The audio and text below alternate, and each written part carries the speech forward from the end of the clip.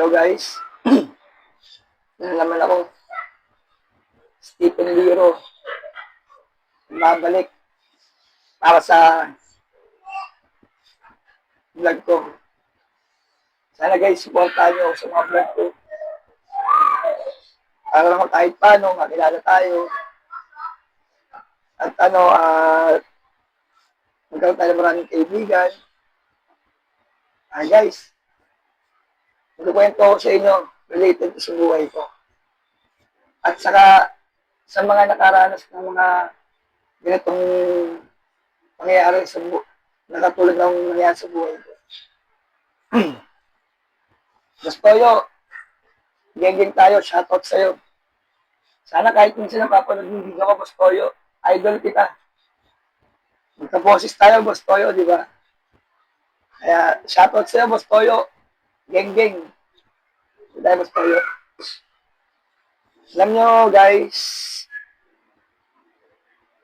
tungkol to sa pinagdaanan ko noong year 2024,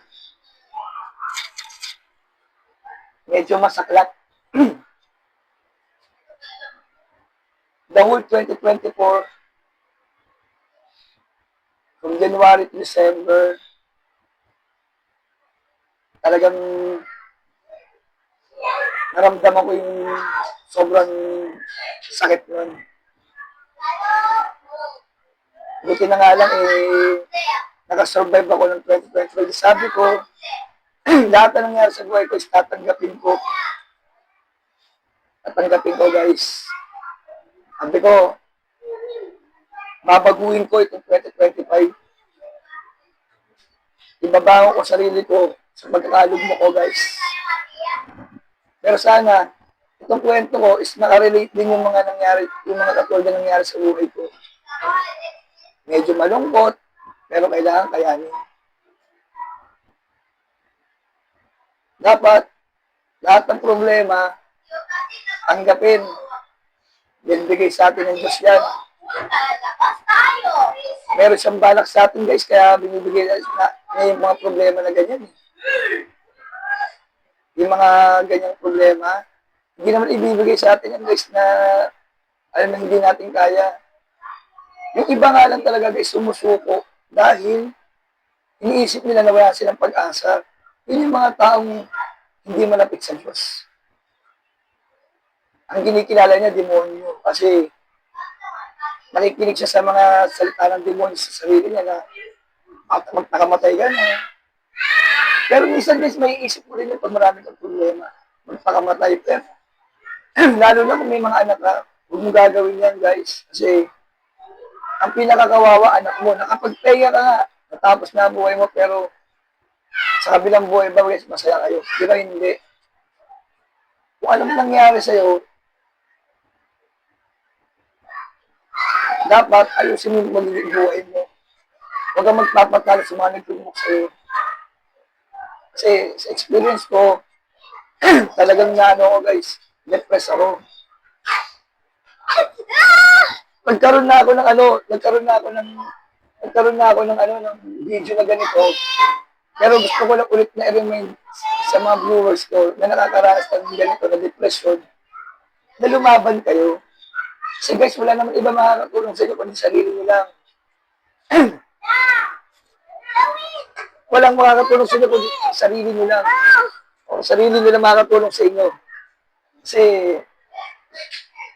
pag hindi nyo tinulungan sarili nyo, yung mga nagbagsak sa inyo, yung mga naglupok sa inyo, matutuwa sila dahil sa nangyayari sa buhay nyo. Kaya alam nyo, guys, dapat bumangon kayo sa pagkakaligmok nyo. Baguhin nyo sarili nyo, mahalin nyo sarili nyo, ilaban nyo sarili nyo, lalong-lalo na kung may mga anak kayo. Dapat, guys, maging positive ka lagi sa gagawin mo.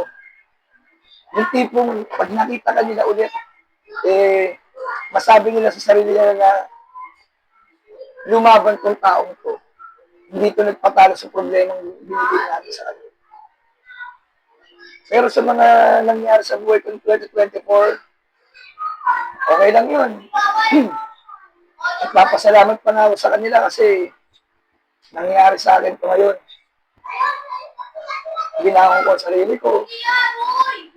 Nag-workout ako. Nag-workout, ha? Saan? Wala naman nangyari, guys. Tapos, naisip ko, pasukin ko yung pagbablog. Kasi baka ako, mas lalo akong makalimot sa mga nangyari sa akin ng buong taon na yun. Sabi ko, 2025, babaguhin ko sarili ko talaga, guys. Pero hindi naman ako nagagalit sa mga taong nagbubunok sa akin. Lalo na sa taong minahal ko. Hindi naman ako nagagalit na sa kanya. Sa mga tuwid, pinatawad ko na siya. Tinanggap ko na lang na maluwag sa sarili ko, guys.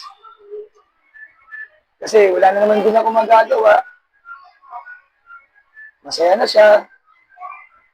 Kaya dapat, maging masaya na rin ako. Pero totoo yun, guys. Masaya na rin ako kasi unti-unti kong napapatunayan sa sarili ko na kaya ko naman pala. Basta nandyan yung mga anak ko, okay lang, guys. Kaya ko naman pala, guys. Nagagawa ko ng magsaya. May mga nakakausap naman ako. Okay na sa akin yung guys. Pero, dapat guys, kung nakaka-relate kayo sa mga sinasabi ko, sa vlog ko na to, kung may anak kayo, i-boost yung attention na sa anak niyo. Huwag na kayong gumantay, guys. Yung paggantay, hindi maganda yon. Patawarin mo na lang. Tapos, wag mo siyang sisiraan kahit kanino, guys. Kasi may pinagsamahan kayo. Manahimik ka na lang. Tapos, sumunod ka na lang sa agos ng buhay mo. Kasi kung sisiraan mo lang naman siya, para na rin gumanti ka. Ang gawin nyo na lang guys, kung katulad kayo na naranasan ko, naranasan nyo, magpatawad na lang kayo guys. At wag na wag yung sisiraan. Kahit nasaktan kayo ng matagal na panahon, kahit sinaktan kayo, kahit alpong pakamatay na kayo, naging part siya ng buhay mo.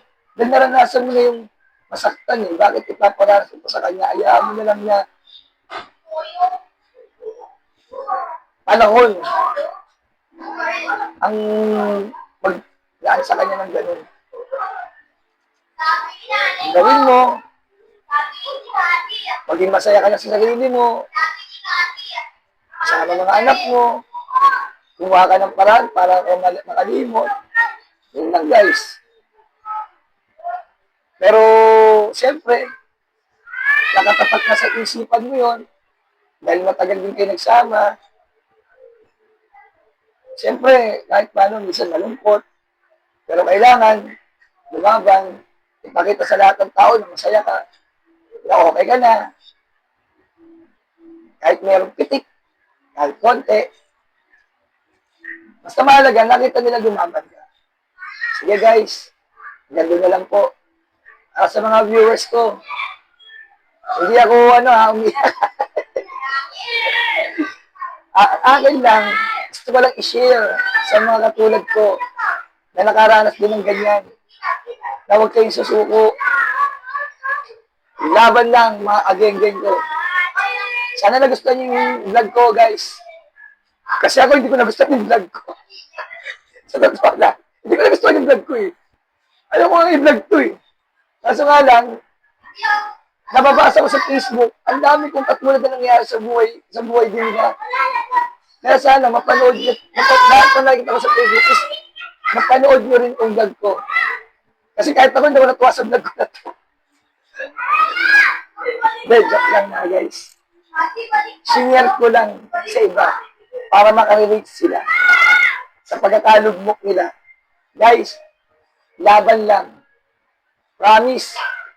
Hindi ito binigay sa'yo ng Diyos kung hindi mo kaya to.